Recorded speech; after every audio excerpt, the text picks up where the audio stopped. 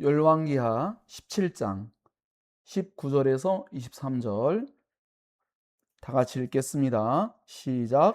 유다도 그들의 하나님 여호와의 명령을 지키지 아니하고 이스라엘 사람들이 만든 관습을 행하였으므로 여호와께서 이스라엘의 온 족속을 버리사 괴롭게 하시며 노략군의 손에 넘기시고 마침내 그의 앞에서 쫓아내시니라.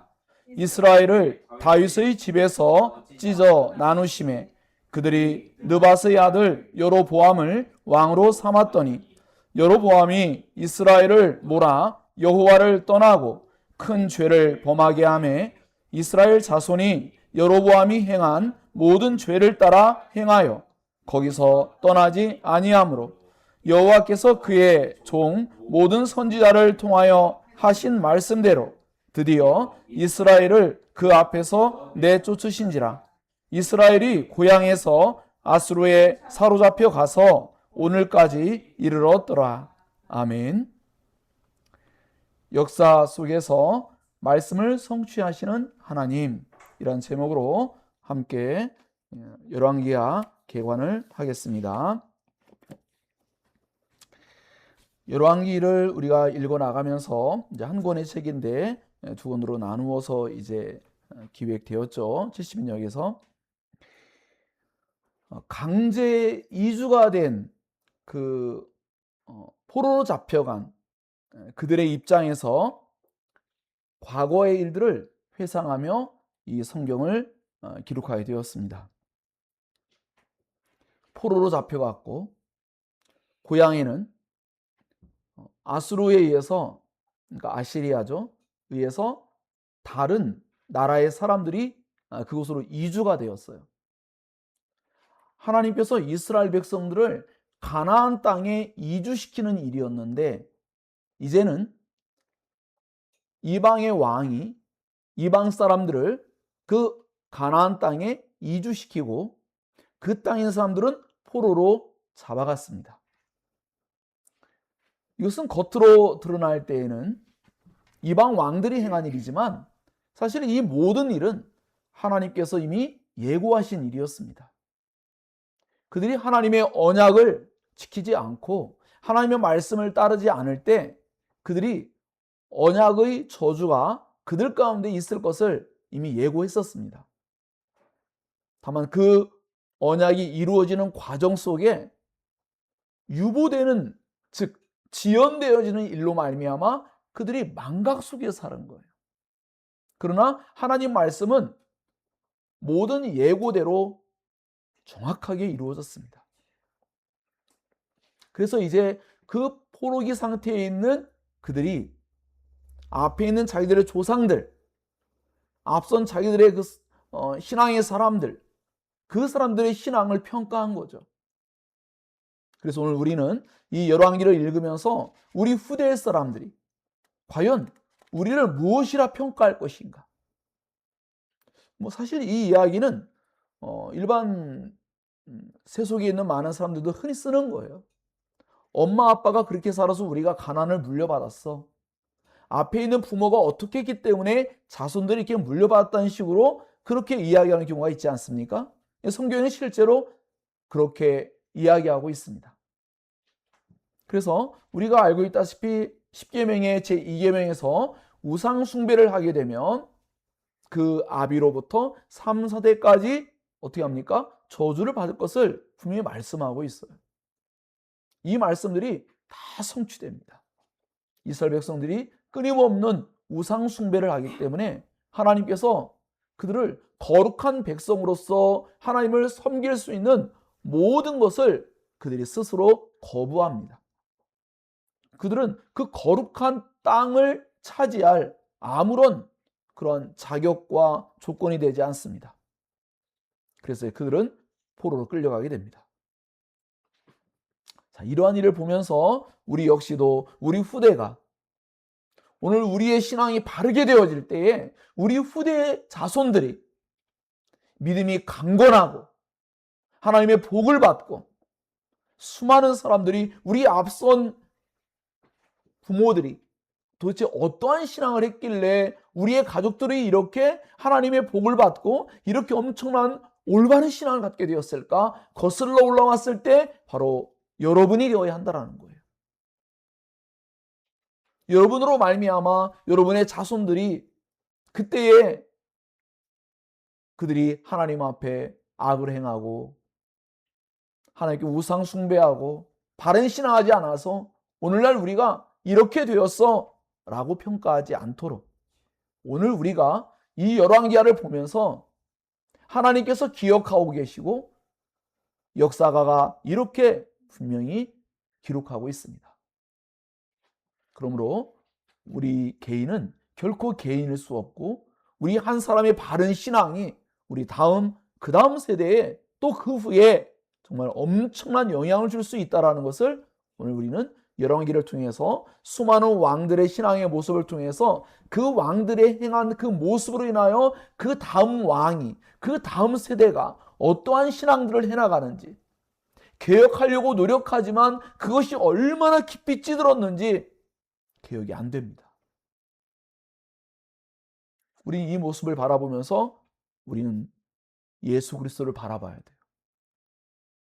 이 세상에 어떠한 왕도 어떠한 사람도 할 수 없는 일을 한 인간으로 오신 예수 그리스도께서 하나님 아버지의 모든 말씀을 완벽하게 지키고 언약의 말씀을 성취함으로 말미암아 언약 속에 있는 모든 축복이 우리의 것이 될 수 있도록 그렇게 십자가의 대속을 통하여 죄를 없애버리시고 자신 안에 있는 의와 그 거룩함을 우리 가운데에 전달해 주심으로 말미암아 오늘날 우리가 얼마나 놀라운 은혜, 즉 하나님의 언약의 말씀을 따라서 할 때 천대까지 복을 받겠다는 것을, 즉 영원히 복을 주겠다는 약속이에요.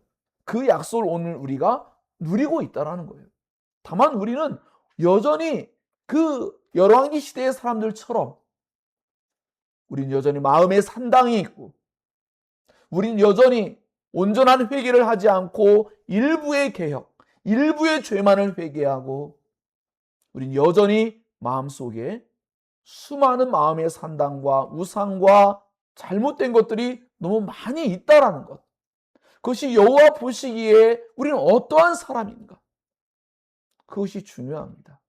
그것이 현재의 삶 가운데에 하나님 나라를 진정한 샬롬과 평강을 누릴 수 있느냐? 하나님과의 교제가 이루어지느냐? 하나님의 은혜를 더욱더 누리며 사느냐? 우리 다음 세대에 어떤 신앙을 전수할 것이냐? 라는 것은 너무나 중요한 겁니다. 무슨 말이냐면 이스라엘 백성들이 결국은 구원받아요. 북이스라엘이나 남유다에 하나님께서 구원하기로 작정한 사람들은 구원받지만 그들이 포로기를 살아가는 일은 형벌로 받아야만 했어요. 작은 일이 아니죠. 70년이라는 긴 시간이에요. 아니 70년 이전에 이미 우상 숭배로 찌들어진 삶을 살아가는 그 기간 동안 그들은 결코 행복할 수 없었어요. 그러므로 우리는 단순히 우리가 마지막에 구원받으면 되지 이러한 정말 잘못된 신앙을 가서는 안 된다는 거예요. 하나님의 영광을 위해 살아가야 되며 하나님 나라를 위해서 살아가야 되며 하나님의 이름을 높이며 살아가는 그 복된 은혜를 우리가 망각하고 살면 안 된다는 것입니다. 자, 그렇기 때문에 이 열왕기는 오늘 우리에게 엄청난 역사는 거울과 같은 것이라서 우리에게 엄청난 거울의 역할을 해주는 거예요. 우리 개인의 역사를 놓고 봤을 때도 우리 역시도 이전에 우리가 어떠한 삶을 지금까지 살아왔는가를 돌아보면 열왕기의 역사와 다를 바가 없어요. 이제 우리는 이 열왕기를 보면서 하나님 앞에 다시금 우리가 어떻게 새로워져야 할 것인가, 여호와 하나님 보시기에 나는 어떠한 길을 걸어야 되고 어떠한 신앙을 해야 될 것인가, 나는 어떠한 삶을 살아서 우리 후대 사람들에게 어떠한 신앙을 전수할 것인가, 이러한 미래적인 생각을 가지고 이 열왕기를 대할 수 있기를 바랍니다. 이 열왕기에서 우리에게 알려준 아주 중대한 세 가지의 어떤 고발이라고 할까요? 고소라고 할까요? 우리가 잘못된 부분을 정확히 짚어주는 것은 뭐냐면 바로 우리가 알고 있다시피 하나님을 예배하는 신앙과 연관된 그런 제사제도였고, 또 하나는 왕으로서 하나님의 법령으로 하나님 나라를 이루어가를 통치, 바로 그 문제였고, 세 번째는 바로 그들의 삶 가운데 하나님 말씀대로 순종하고 회개하는 삶을 사느냐는 선지자들의 그 말씀을 귀담아 듣고 있느냐, 이 여부였어요. 언약과도 연관을 맺겠죠. 그래서 이렇게 알고 보면 제사장, 왕, 선지자, 이 세 가지의 사역에, 하나님의 은혜로운 사역에 다 저항해요. 다 어기고 있습니다. 그래서 어떤 중앙화적인, 즉 예루살렘 성으로 와서 예배할 것을 철저하게 어기죠. 그래서 여로보암이 금송아지를 만드는 우상 숭배하는 일을 시작하지 않습니까? 북쪽의 단과 베델의 맨 처음과 끝에 금송아지를 만들어 놓고 이것이 너희를 애굽에서 인도해낸 여호와다라고 말하면서 혼합종교를 일으켰어요. 그러니까 우리의 마음속에 하나님 말씀과 세상의 것이 함께 섞이는 일이에요. 그런데 이 죄가 정말 끝까지 갑니다. 끝까지 이 우상 숭배제를 떨쳐내지 못하는 이들의 모습을 한번 우리가 눈여겨볼 필요가 있습니다. 심지어는 나중에 아합 왕은 더 나아가서 나중에 바알신을 들여와요. 성전에다가 므낫세라는 그 악한 왕도 마찬가지고 그렇게 그 아세라 그 목상을 세워놓고 성전에 우상을 세워두는 일까지 발생합니다. 너무나 엄청나게 발생하는데, 하나님께서는 그들이 예루살렘으로 와서 하나님 앞에 예배할 것을 말합니다. 제물을 가지고 와서 예배해야 된다라는 것이죠. 이것이 마치 우리가 화요일날 알스별 교수님의 하나님의 거룩하심이라는 책을 공부할 때에 우리의 몸이 영적인 산 제물과 같이 살아있는 제물로서 우리의 삶을 하나님께 바치고 하나님께 드리는 그러한 산 제물이 되어야 한다라는 것을 배웠죠. 이와 같이 여호와 하나님께 정한 그 장소로 그 제물을 가지고 오고 그곳에서 예배해야 한다는 것이 매우 중요한 의미가 있던 거예요. 그렇지 않으면 그들은 바로 이렇게 우상을 숭배하고 산당을 만들고 잘못된 그런 제사와 예배로 나아가기 때문이에요. 그래서 하나님께서는 우리에게 이렇게 오직 하나님께만 집중하여 예배할 것을 요청하고 있습니다. 그래서 이 중앙 성소로 와서 예배해야 되는데 주님께만 예배해야 된다는 거예요. 그런데 이 북이스라엘에서 이것을 철저히 여깁니다. 그러면 남유다, 남쪽에 있는 왕국은 또 어떻습니까? 남쪽에 있는 왕국은 또 문제가 뭐냐면 성전에 과연 우상을 들여놓느냐 마느냐의 문제와 더 나아가서 그들이 산당을 제거할 것이냐 말 것이냐예요. 근데 이 산당이 끝까지 안 없어집니다. 나중에 요시야도 마찬가지고 개혁을 하는데 결국 그러한 우상을 척결하지만 산당은 제거하지 못하는 그런 모습을 나타내거나 여러 가지 개혁들을 수행하고 있지만 온전하지 못해요. 이것은 우리에게 예수 그리스도로 말미암아 모든 우상과 모든 죄가 완전히 해결되어지는 그 너무나 놀랍고 영광스러운 십자가의 대속의 사건을 바라보게 해주는 거예요. 물론 그럼에도 불구하고 우리는 여전히 지금도 이 우리 마음속에 계속하여 경험되고 있는 악한 죄와 싸워야 해요. 그러지 아니하면 우리 마음속에 여전히 산당이 존재하고 마음에 수많은 다양한 우상이, 성전의 우상이 함께 선다라는 건 정말로 하나님에 대한 모욕이에요. 그런데 우리가 신약에 와서 성령 하나님으로 말미암아 성전된 우리인데 예수 그리스도의 십자가로 말미암아 피로 값주고사 교회가 되고 거룩한 성전이 되었는데 우리의 마음속에 하나님보다 더 사랑하고 더 의존하고 더 바라며, 아니 우리 자신을 위해 살아가는 우리 자신이 우상이 되어 있는 모습을 볼 때 여전히 성전에는 그럼 바알과 아세라의 목상이 있는 것과 다름없는 그런 우리의 모습일 수도 있다는 것이에요. 그래서 항상 하나님 말씀을 우리의 내면 속에 비춰보면서 바르게 알아가지 않는다면 우리 이미 앞서 살폈던 하나님의 거룩하심이라는 책에 나왔듯이 또 앞서서 우리가 기독교 강의를 살펴서 알았듯이 겉으로 쓰여져 있는 문자적인 이해만 가져서는 우리가 어떠한 죄인인지를 깨닫지 못해요. 그래서 눈먼 소경처럼 영적 귀머거리처럼 또 영적인 손마른 사람처럼 그렇게 살아갈 수도 있다는 것입니다. 그렇기 때문에 오늘 이 말씀을 통하여서 과연 우리는 진정으로 죄와 철저하게 싸우려는 마음이 있는가? 우리 마음속에 산당은 무엇인가? 우리 마음속에 우상과 같은 역할을 하는 것은 무엇인가? 내가 하나님을 예배하고 하나님의 영광을 위해 살고자 하는데 무언가 자꾸 어려움을 주는 발목을 잡는 그런 것들은 무엇인가?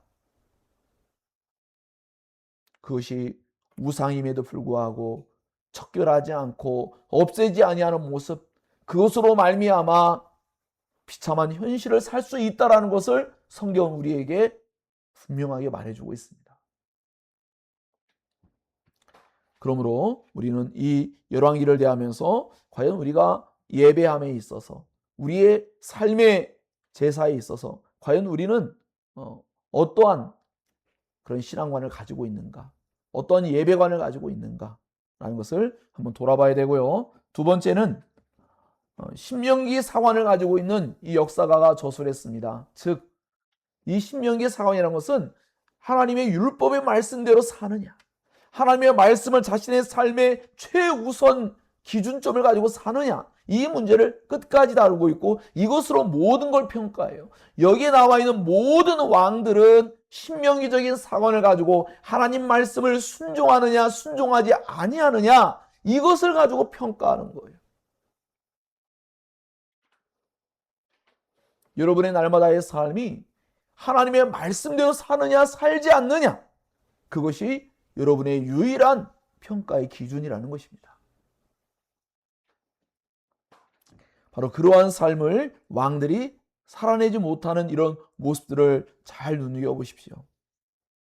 왕들은 경건하고 율법에 헌신했어야 되는데 그렇지 못하고 불을 멀리하고 후궁을 많이 두지 말고 큰 군대를 거느리지 말아야 되는데 모든 것을 어깁니다. 심지어는 이스라엘이 하나님 앞에 우상 숭배하는데도 이스라엘이요 부강해지고 있었어요. 그래서 더욱 회개하지 않습니다. 회개하지 않고도 잘 되고 있어요. 그것은 정말 무서운 일입니다. 왜? 앞서 말씀드린 바와 같이 심판은 반드시 주어집니다. 형벌은 주어집니다. 유보되어 있는 거예요. 하나님의 오래 참으심의 은혜, 하나님께서 얼마나 그들을 오래 참아주신지에 대해서 계속 성경은 강조하고 있습니다.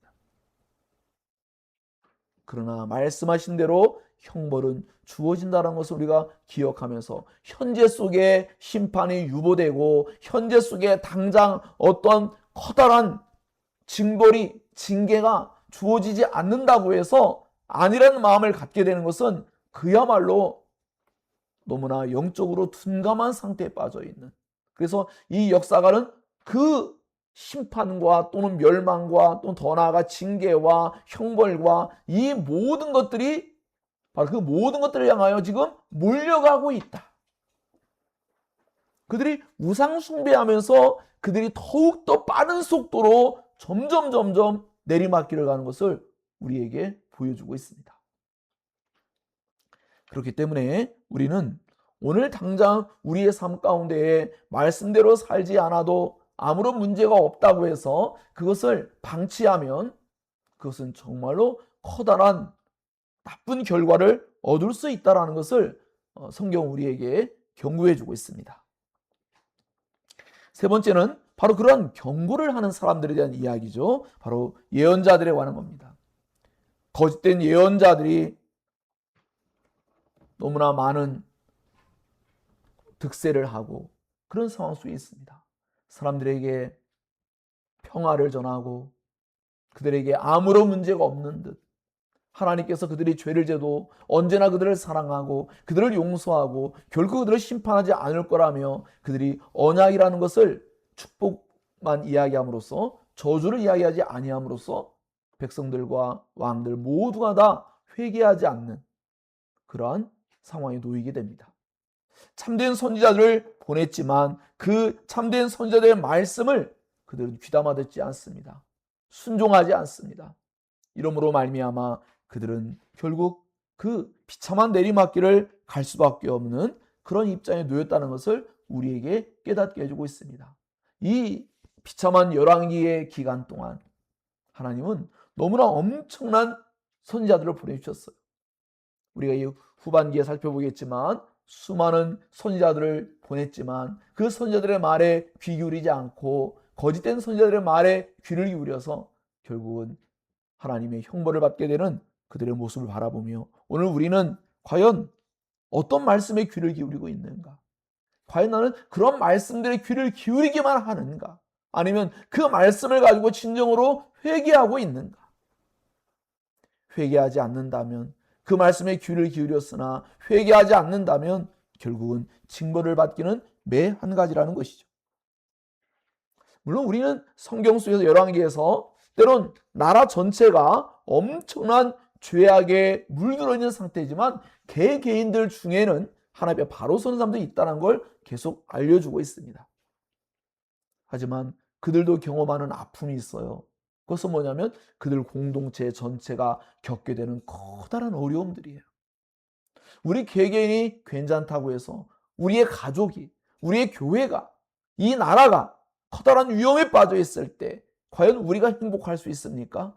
그렇지 않다라는 것이죠. 그래서 우리는 하나님께 은혜를 구해야 되고 우리는 방관하고 우리는 뭔가 제3자 입장에 놓인 것처럼 그러한 태도로 세상을 대하고 또 나라에 대하여 우리의 공동체에 대하여 우리의 가정에 대하여 그렇게 살아가서는 안 된다는 것이죠. 하나님 앞에 간절히 구하고 하나님의 은혜를 사모하고 하나님의 은총을 간절히 구해야 합니다. 그렇지 않으면 과연 그 일은 이제 머지않은 때에 하나님의 때에 그런 엄청난 나쁜 결과들로서 드러날 것이라는 것을 성경이 우리에게 예고해 주고 있기 때문입니다. 자, 그래서 이와 같이 이 열왕기에서 우리에게 이런 세 가지의 중대한 이것이 사실 어떻게 보면 이스라엘 백성들의 총체적인 그런 그들의 삶의 모든 이야기라고 할 수 있지 않겠습니까? 그런데 그런 모든 것들이 결국은 완전히 하나님의 말씀과 또 하나님의 그 법령과 이 모든 것을 위반하고 살아가는 그들의 모습, 그것을 고발하였고 그렇게 되면 나중에 어떻게 된다고요? 그 후손들이 포로기의 그 고통 가운데 살아가게 된다. 그리고 그 일이 포로가 되진 않았지만 그들 스스로도 진정한 샬롬이 없고 행복을 누리지 못하고 살아갈 수 있다라는 것을 우리에게 일깨워주고 있습니다. 그러므로 사랑하는 여러분, 열왕기를 여러분은 읽어가고 알아가면서 이와 같이 하나님께서 때로는 심판을 유보하고 징계와 형벌을 하나님께서 뭔가 좀 연기해 놓았다고 해서 여러분은 결코 안심해서는 안 된다는 것입니다. 이런 메시지는 우리에게 두려움을 안겨주는 게 아니라 회개를 통해서 하나님과의 관계를 바르게 맺어가기 위한 과정이라는 거예요. 그것이 우리에게 꼭 필요하기 때문에 하나님 계속해서 이스라엘 백성들에게 말씀하였습니다. 그리고 우리는 사실은 아직 읽지 않았고 마지막에 읽게 되겠지만 마지막 열왕기하 25장 끝단에 우린 여호야긴이라는 왕이 마지막 왕은 시드기야 왕인데 그 시드기야 왕 바로 전에 여호야긴이 포로 잡혀갔다가 돌아오게 돼요. 그리고 너무나 엄청난 수혜와 특혜를 입고 사랑을 얻고 그렇게 풀려나고 엄청난 은혜를 얻는 장면이 마지막에 딱 등장합니다. 그것은 여호와 거룩하신 언약의 하나님께서 이스라엘 백성들을 영원히 멸망시킬 계획이 아니라 그들을 회복시킬 계획을 가지고 계시다. 그들이 풀려날 것을 예고해주고 있고 그들의 지위가 회복될 것을 바라보게 해주는 놀라운 장면이 마지막 장면에 포함되어 있습니다. 그리고 이것은 결국 나중에 다윗의 자손으로 오는 왕 예수 그리스도로 말미암아 모든 것이 완전하고 또 영원한 그러한 은혜로서 회복된다라는 것을 예고해 주는 아주 중대한 장면이 맨 마지막에 거기에 끼어 있습니다. 자, 그 전에 우리는 이제 열왕기 하 이 부분을 보면서 앞서서 엘리야의 사역이 나타났고 사실 바알이 폭풍의 신이고 불의 신인데 엘리야가 바알을 믿고 따르는 그런 이 이교 제사장들과의 영적인 전쟁 가운데서 결국 하늘로부터 불이 내려오고 이러므로 말미암아 진정으로 여호와 하나님만이 참된 신이라는 것을 나타내 보이고 바알은 헛된 신이다. 그것은 참된 신이 아니다라는 걸 증명했어요. 사실 이런 장면들 하나하나가 우리가 유심히 지켜보면 굉장히 서글픈 이야기예요. 왜 그런지 아십니까? 이미 애굽에서 하나님께서 이스라엘 백성들을 구원하기 위해서 애굽에 있는 헛된 왕들과의 전쟁을 치렀는데 이제는 어떤 일이 벌어집니까? 하나님의 가나안 축복의 땅 가나안 땅 안에서 하나님의 백성들 그들이 이러한 헛된 우상들을 들여와서 그곳에서 다시 하나님이 자신을 증명하셔야 되고 이 전쟁을 수행하셔야만 하는 거예요. 이것으로 끝나지 않습니다. 나중에 정말 비참한 일은 이 가나안으로 들어오는 애굽에서의 탈출 사건이 마지막에 애굽으로 돌아가는 사건으로 끝나기도 합니다. 출애굽한 사건이 다시 출애굽으로 돌아가는 즉 BC 722년에 아수르에 의해서 북이스라엘이 멸망을 당하고 BC 586년에 이 남유다가 바벨론에 의해서 멸망당합니다. 그랬는데 그래서 이 예루살렘에 그 바벨론에서 총독을 세우는데 그 총독을 몇 사람들이 죽여요. 그리고 도망가는 곳이 애굽이에요. 이집트. 일부러 그렇게 기록하는 거예요. 뭐 했습니까? 애굽으로 도망갔어요. 애굽에서 도망 나왔는데 자기들이 살고자 애굽으로 도망가는 일을 마지막에 기록한 거예요. 더 나아가서 이후에 살펴보겠지만 여기에도 등장하지만 어쨌든 이 엘리야가 엄청난 전쟁을 하고 그 후에 그의 이제 후계자 엘리사가 등장하죠. 그래서 수많은 학자들은 엘리야는 모세의 역할을 하는 사람이다. 왜? 요단강이 갈라지면서 어떻게 합니까? 요단강을 건넌 후에 이 엘리야가 하늘로 승천하죠. 근데 이 요단 동편에 갔을 때 모세가 기스가산에서 어떻게 합니까? 하늘로 또한 부름받는 것처럼 시체를 찾지 못하니 벌어지죠. 그런 다음에 후계자 여호수아가 등장하고 영적인 전쟁을 치를 또 하는 후계자가 등장하죠. 바로 이 엘리사가 등장해요. 자기에게 2배나 엄청난 갑절로 은혜를 받기를 원한다의 말은요. 당시에 어떤 하나의 관습 속에 나오는 관용어인데 바로 후계자가 되기를 바라는 마음이었어요. 근데 이 엘리야가 너가 정말 이걸 감당할 수 있겠냐는 거예요. 이 말은 나중에 신약에 와서도 제자들이 자기들이 예수님들을 따를 수가 있고 할 수 있다고 하는 거예요. 그래서 주님이 너희가 과연 이 잔을 마실 수 있고 내 뒤를 정말 따를 수 있겠느냐 주님 말씀하시죠. 그러나 후에 나를 따를 수 있게 될 것이다. 또 말씀하셨어요. 성령이 임하셔서 그들이 그 일을 수행하게 될 것을 또 예고해 주십니다. 자, 그래서 제2의 모세, 제2의 여호수아와 같이 그 역할을 수행하게 되는데 여기에 11가지의 엄청난 기적들을 나타냅니다. 그 기적들을 통해서 하나님의 구원 사역을 이루어내시는 거예요. 정말 하나하나 설명하지 못해 너무 아쉬운데 정말 정말 엘리야와 엘리사가 했던 모든 사역이 정말 엄청난 영적인 전쟁을 수행하는데 이러한 일들 속에서 결국 이것이 이스라엘 백성들이 가나안 땅을 정복하는 정복기와 같이 반대의 그런 길을 이제 걷게 돼요. 길갈, 베델, 여리고, 요단 이러면서 요단강을 건너오는 그런 모습과 같이 다 하나. 요단강에서 원래 어땠습니까? 여호수아가 물이 세워지고 가나안 땅으로 들어왔죠. 그런 장면을 역으로 보여주는 이 사역들이 드러납니다. 그리고 맨 끝에 아까도 말씀했지만 시드기야 왕이 나중에 붙잡히게 되는데 어디서 붙잡히는지 아십니까? 여리고에서 붙잡혀요. 여리고 어디입니까? 이스라엘 백성들이 가나안 땅을 정복할 때 그 첫 번째 강력한 요새와 같은 여리고, 바로 그곳에서 정복의 승리를 만끽했던 여리고에서 시드기야 왕, 남유다의 마지막 왕이 그곳에서 비참하게 붙잡히는 거예요. 일부러 그러한 장소들을 하나하나 기입하면서 그들에게 깨닫게 하고 있는 거예요. 가나안 땅에 들어올 때 어떠한 하나님의 은혜를 얻고 살아왔느냐. 그런데 다시 그들이 그 가나안 땅을 들어올 때 영적인 모든 승리가 패배로 나중에 완결되어지는 이런 모습을 하나하나 기록하고 있는 거예요.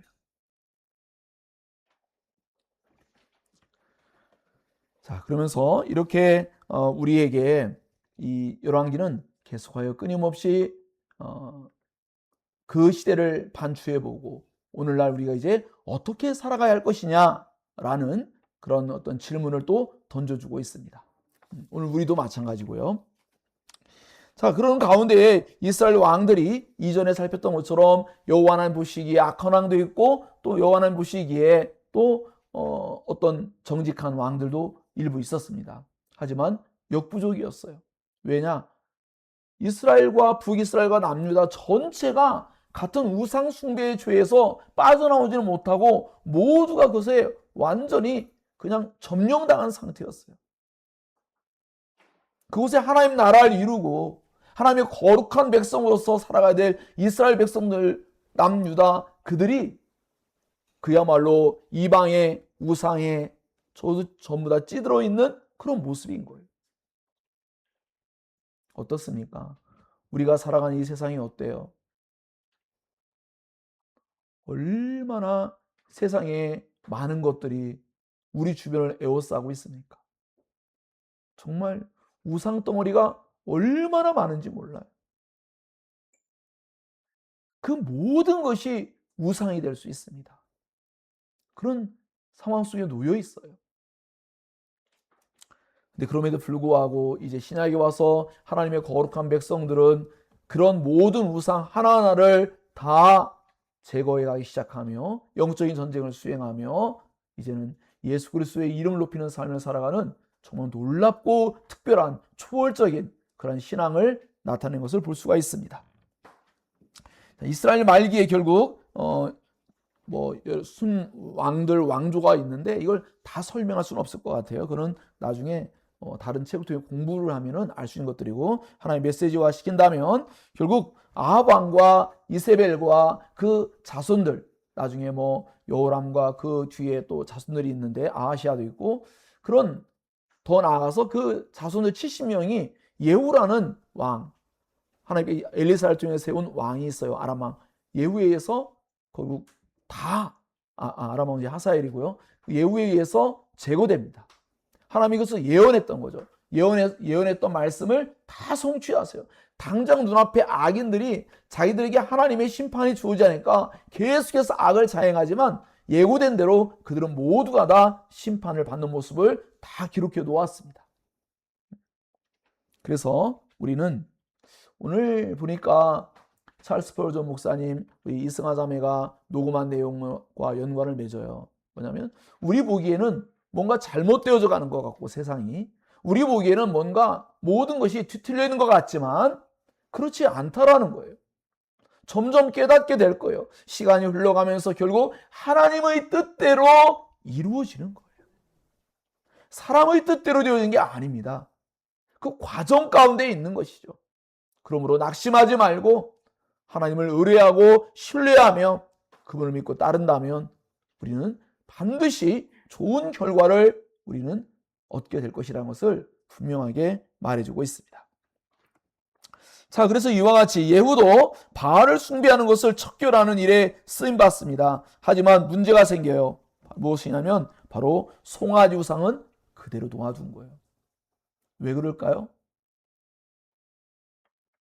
바로 그런 마음속에 여호와 하나님에 대한 진정한 사랑과 참된 신앙이 없을 때 우리는 겉으로 보여지는 나쁜 것에 대해서 그것을 추종했던 바알과 그 아합과 이세벨, 그들의 악함을 척결하긴 했지만 자신들 안에 있는 우상 숭배의 악한 죄악된 마음은 해결하지 못한 거죠. 결국 이후에 나중에는 정말 선한 왕들, 정직한 왕이라고 일컬어지는 요시아나 히스기야 왕이나 이런 왕들조차도 개혁을 완벽하게 이루어지는 못해요. 결국 어떻게 보면 노아와 같은 거죠. 그들 자신들도 뭐예요? 죄가 완전히 해결되지는 않았던 거죠. 노아 홍수 사건 속에 세상의 모든 악인들을 다 심판했지만 노아의 가족이 살아남았지만 노아의 가족이 여전히 죄인이었기 때문에 죄는 세상에 남겨집니다. 그러나 신약에 와서 예수 그리스도께서 십자가의 죽음은 바로 온 세상의 모든 사람의 죄였습니다. 모든 단 한 명도 빼놓지 않은 모든 사람에 대한 죄의 죽음이었습니다.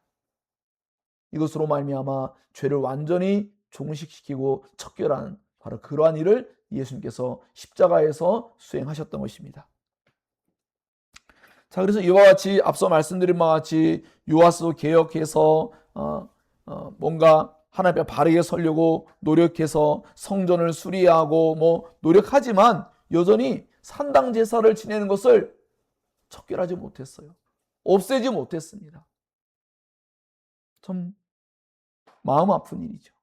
여전히 우리 마음속에 어떠한 죄, 어떤 잘못된 것은 우리가 척결했으나 여전히 우리 안에 남겨진 또 다른 것들에 대해서 관용하고 또 다른 것들에 대해서 우리가 정말 가볍게 여길 때 결국 그것이 우리에게 하나님을 바르게 신앙하지 못하게 하는 것이 되게 하며 더 나아가 여호와 하나님 보시기에 결국 악한 그런 모습으로서 나타날 수 있다는 것을 생각하면서 우리는 철저히 끝까지 성령 하나님을 의지하여서 우리 마음 가운데에 그런 모든 우상과 같은 역할을 수행하는 모든 것을 제거하려고 날마다 힘써야 합니다.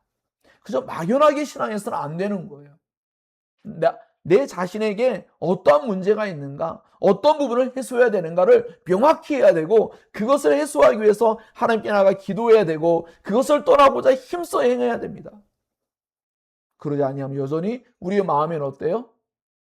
우리의 마음에 산당을 제거하지 않은 모습과 다를 바 없다. 이런 것이죠. 자, 그래서 이스라엘이 이와 같이 엄청난 하나의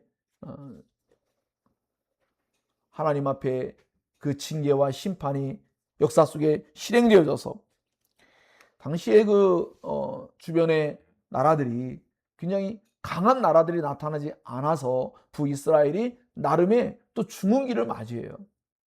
그래서 더욱더 회개하지 못한 모습이 있었어요.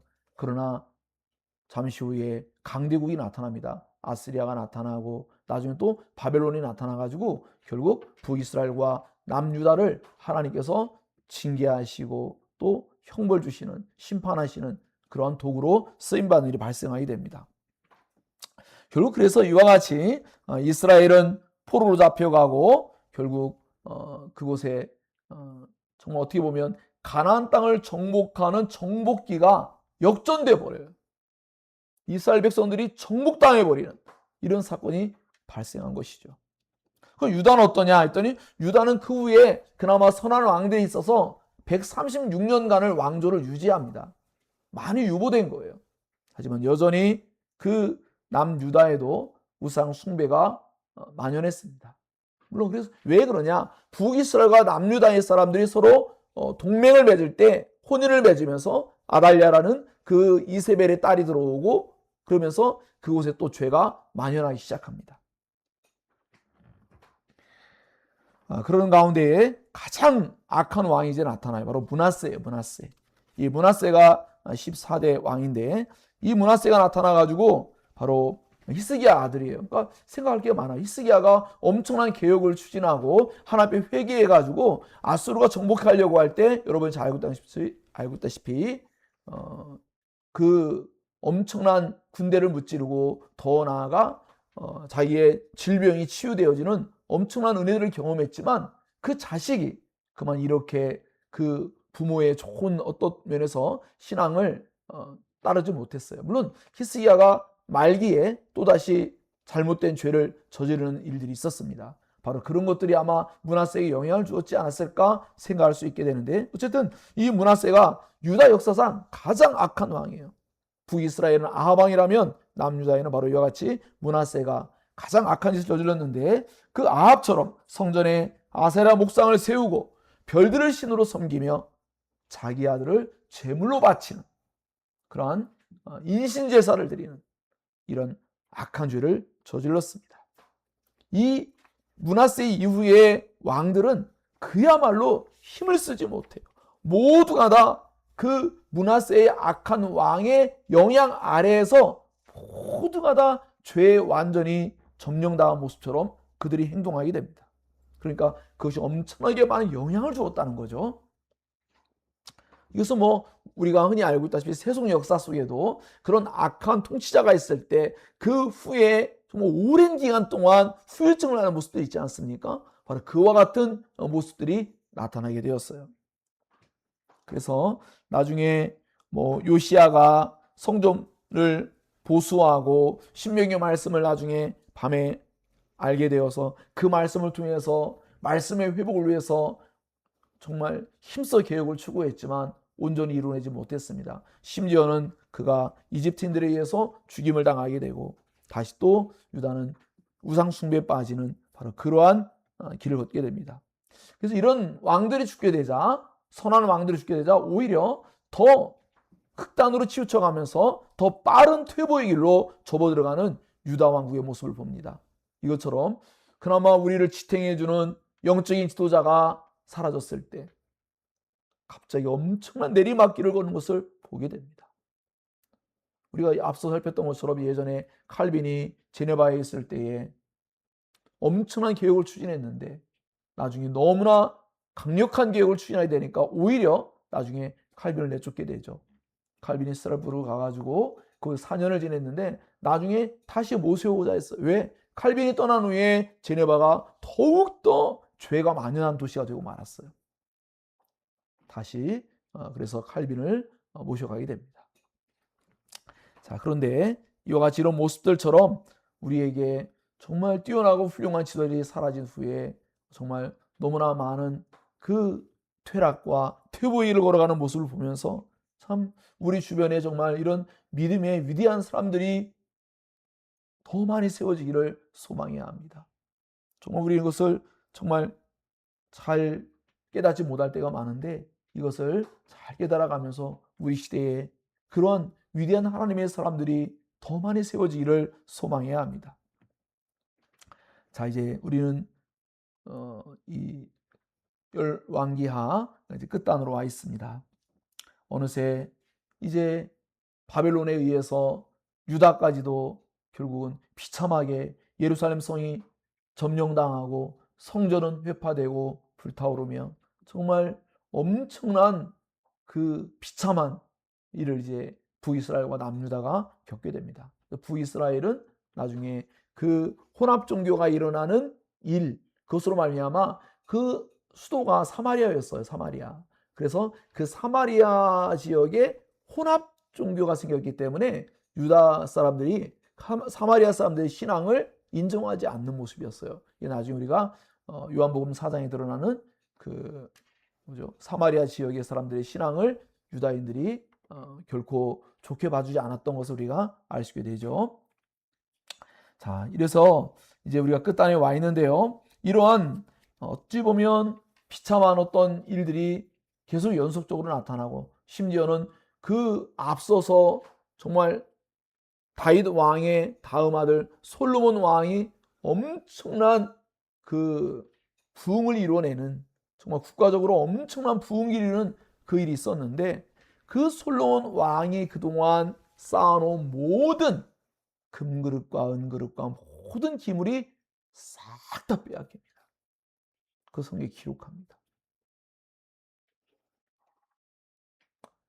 하나님의 말씀을 바르게 믿고 따르지 않을 때 그들이 쌓아둔 모든 것이 완전하게 허물어지고 다 사라져가는 것을 우리에게 역사는 거울로서 깨달으라고 우리에게 기록으로서 알려주고 있습니다. 그러나 너무나 감사한 것은 앞서 말씀드린 바와 같이 우리에게 정말 엄청난 소망의 말씀이 이제 우리에게 남겨져 있다라는 것. 이게 너무나 큰 행복이죠. 다 함께 한번 볼게요. 자, 열왕기하 25장으로 갈게요. 열왕기하 25장 27절에서 30절 말씀을 보겠습니다. 제가 읽어드리겠습니다.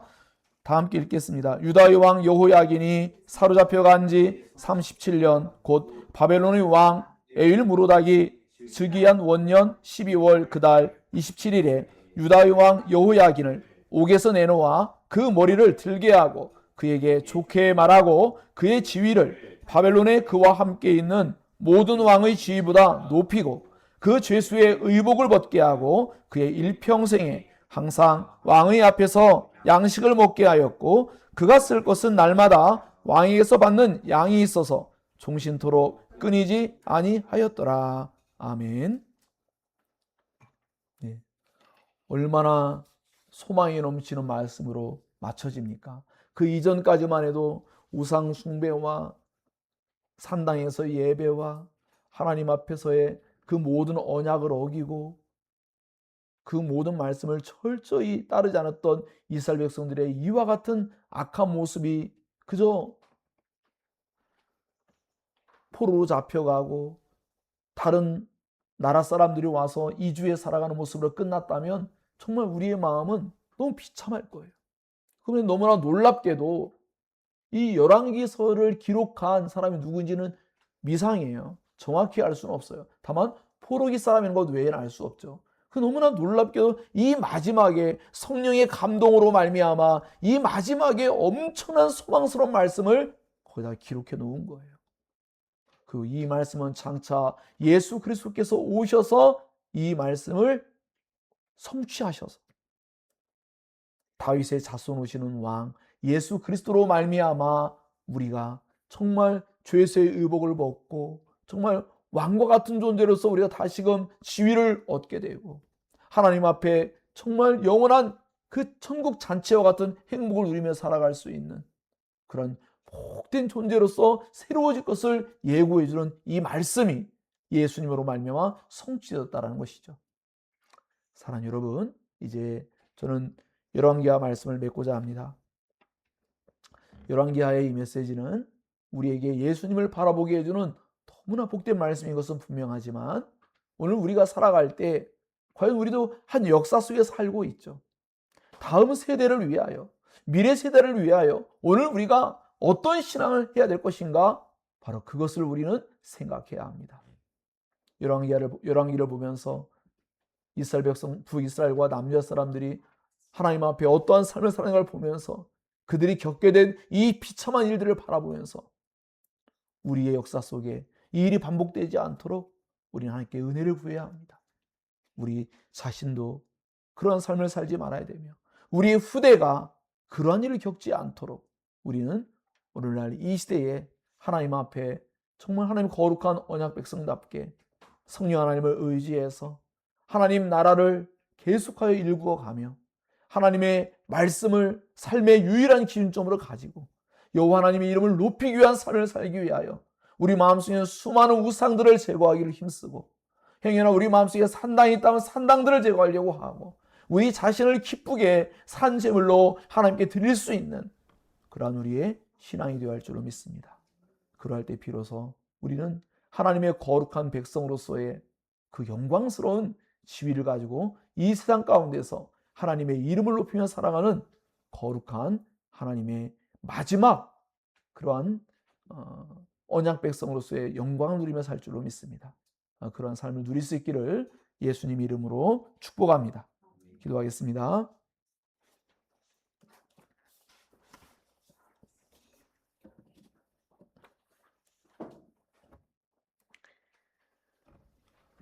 네. 시간이 허락된다면 더 많은 걸 나누고 싶겠지만 그러지 못한 부분은 있어요. 근데 여러분이 한번 열왕기를 오늘 들은 말씀을 기억하면서 읽어보세요. 그러면 이게 그런 뜻이 담겨져 있구나 한 걸 하나하나 알게 되죠. 그러면서 우리 자신의 역사를 내가 이제 어떻게 써갈 것인가, 우리 후대가 나를 어떻게 평가할 것인가를 염두에 두며 신앙할 수 있는 그런 정말 지혜롭고 또 하나님 보시기에 아름다운 신앙할 수 있는 우리가 될 수 있기를 소망합니다. 기도합니다.